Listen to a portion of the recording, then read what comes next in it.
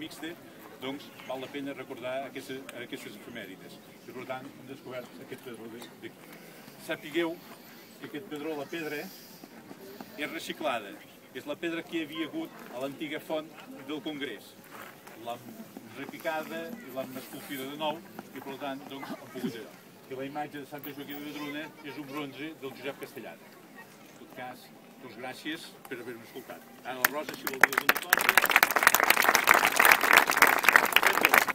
També la Rosa Estruc del Col·legi Sant Josep, amb la que tots apreciem.